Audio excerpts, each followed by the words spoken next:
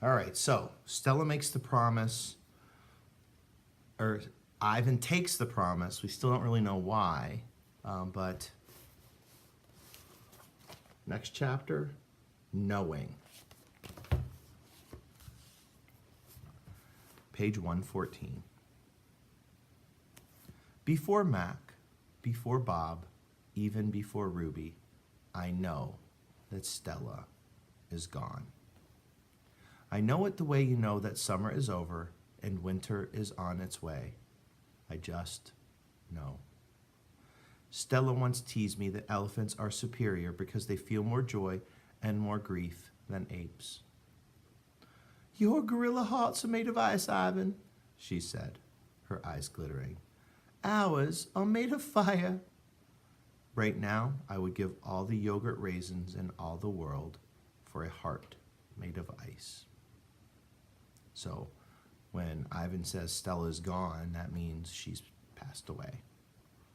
And he says, I wish that I had a heart made of ice. What does that mean?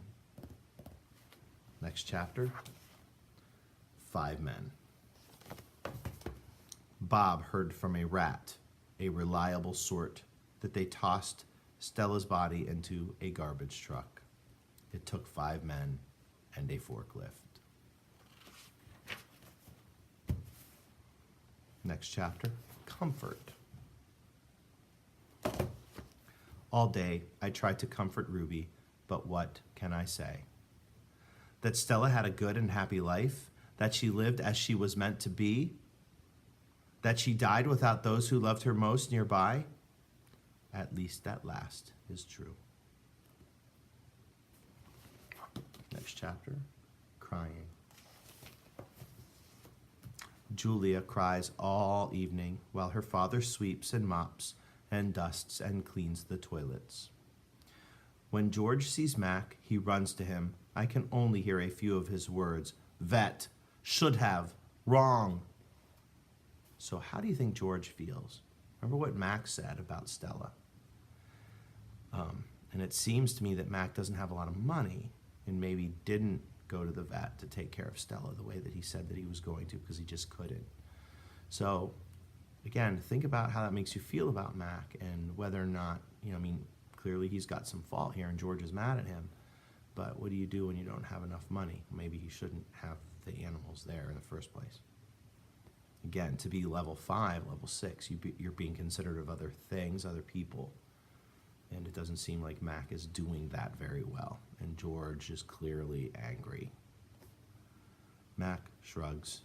His shoulders droop. He leaves without a word. When George wipes the fingerprints off my glass, his cheeks are wet. He doesn't meet my eyes. Next chapter. The one and only Ivan.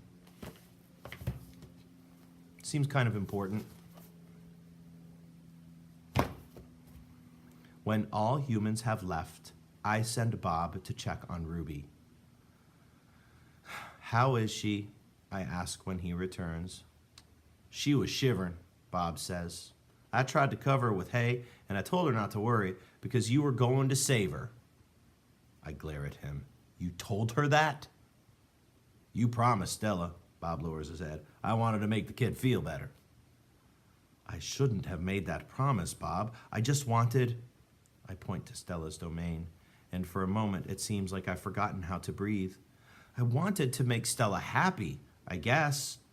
But I can't save Ruby. I can't even save myself. I flop onto my back. The cement is always cold, but tonight it hurts. Bob leaps onto my belly.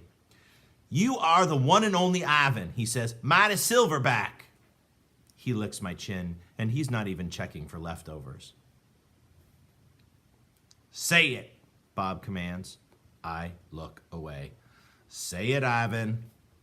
I don't answer, so Bob licks my nose until I can't stand it any longer.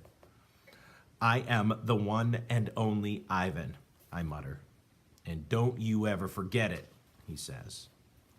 When I gaze at the food court skylight, the moon Stella loved is shrouded in clouds. first of all, how cool is that? That Bob, being a really good friend, is sort of reminding Ivan that he is the one and only Ivan, that he is a mighty silverback. That's what a good friend does. And maybe for the first time we see that Bob isn't just angry about everything. And he has a right to be angry at everything with what happened to his family.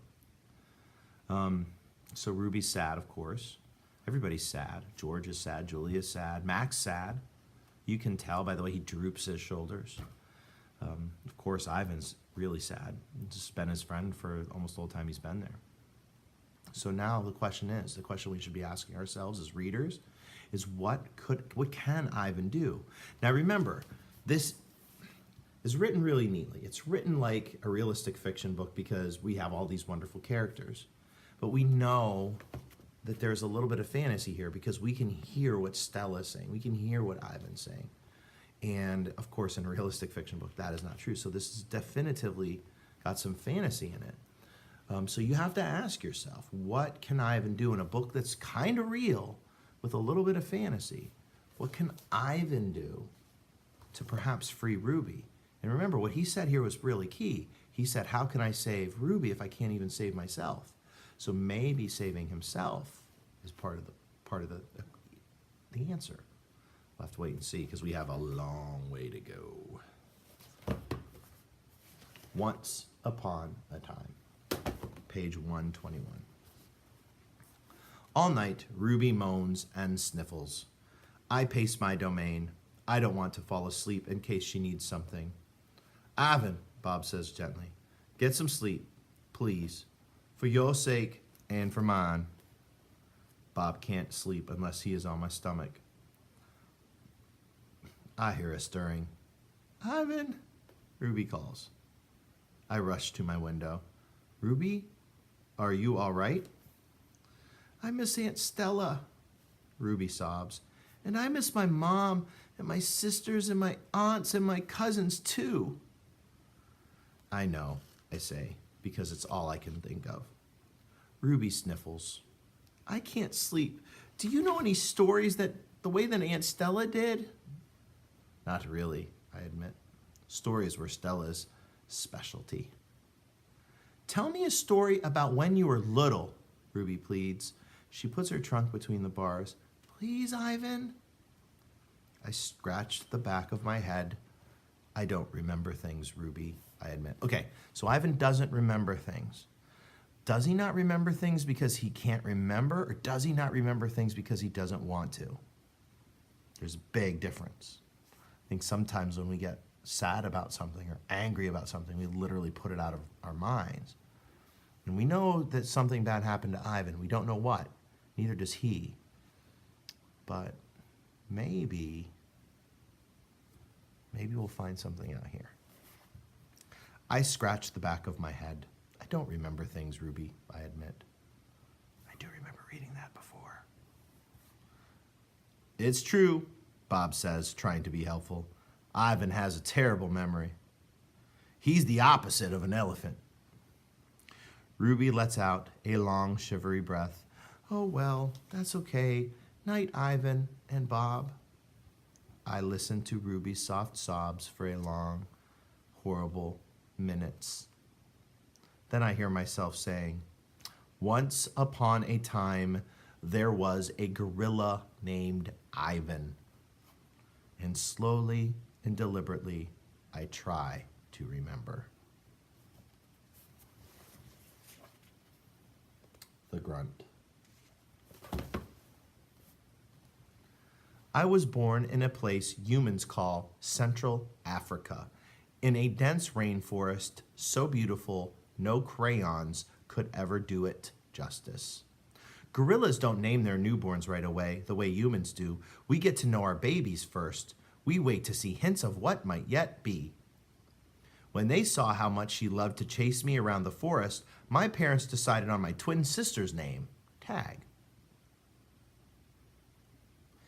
Oh, how I loved to play tag with my sister. She was nimble, but when I got too close, she would leap onto my unsuspecting father. Then I would join her, and we would bounce on that tolerant belly until he gave us the grunt, the rooting pig sound that meant enough. Oh, I probably forgot to tell you. Did I remember? See, I'm forgetful too. The title is The Grunt. The game never got old, although my father might have disagreed. Page 125. Bud. It didn't take long for my parents to find my name. All day long, every day, I made pictures. I drew on rocks and bark and my poor mother's back. I used the sap from leaves, I used the juice from fruit, but mostly I used mud. And that is what they called me. Mud. To a human, mud might not sound like much, but to me, it was everything. Okay, so he's called Mud. Why would he be okay with that? Think about it. What is mud to him when he's a baby? Protector. Page 126. My family, which humans call a troop, was just like any other gorilla family. There were 10 of us. My father, the silverback, my mother, and 3 other adult females, a juvenile male called a blackback, and 2 other young gorillas. Tag and I were the babies of the group. We squabbled now and then, as families will, but my father knew how to keep us in line with a simple scowl, and for the most part, we were happy to do what we were meant to do, to feed and forage, great word, and nap and play. My father was a master at leading us to the ripest fruit for our morning feast and the finest branches for our night nests. He was everything a silverback is meant to be, a guide, a teacher, a protector. And nobody could chest beat like my father. Sounds like something that maybe Ivan might need to be doing. Our next chapter, A Perfect Life. Page 127. Gorilla babies and elephant babies and human babies are not so different, except that a gorilla gets to spend the day riding on his mother's back, like a cowboy on a horse. Simile. It's a pretty great system from the baby's point of view. Slowly, carefully, a young gorilla begins to venture farther and farther away from the safety of his mother's arms. He learns the skills he will need as an adult. How to make a nest of branches, weave them tightly or they will fall apart in the middle of the night. How to beat your chest, cup your palms to amplify the sound. Goat, you're all going to try that now, aren't you? Don't do it in class. How to go vining from tree to tree, don't let go. How to be kind, be strong, be loyal. Growing up a gorilla is just like any other kind of growing up. You make mistakes, you play, you learn, you do it all over again. It was, for a while, a perfect life. Chapter 128, the end. There's a reason why I'm not showing you that chapter. One day, a still day, when the hot air hummed, the humans came.